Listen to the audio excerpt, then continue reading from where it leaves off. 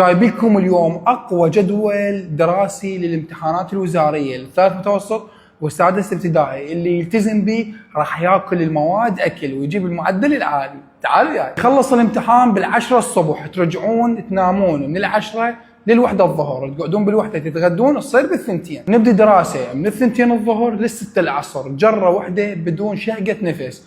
راح تقول لي استاذ ما يصير، مو نتعب. ماكو شيء حبيبي اسمه تعب، لان هسه انت بالوزاره بالامتحانات. بالستة العصر ناخذ استراحه ساعه واحده مو اكثر، بعدين نرجع نقرا من السبعة بالليل لحد الساعه 10 بالليل، 3 ساعات متتاليه نضبط بيها الماده. هسه من 10 بالليل ل 12 عود شنو يعني نرتاح؟ اكيد لا. نبدي هسه نحل فقط الاسئله الوزاريه المكرره، وانا مسوي لكم ملازم مال حلول الاسئله الوزاريه، هاي مال السادس ابتدائي وهاي مال الثالث متوسط، تقدرون تطلبوها وتاخذوها قبل الامتحانات وتفيدكم كلش هواي ان شاء الله. تنامون ب 12 وتقعدون بالخمسة الصبح، تتريقون وتتوكلون على الله وتروحون للامتحان الوزاري، وان شاء الله يا ربي تجي الاسئله سهله.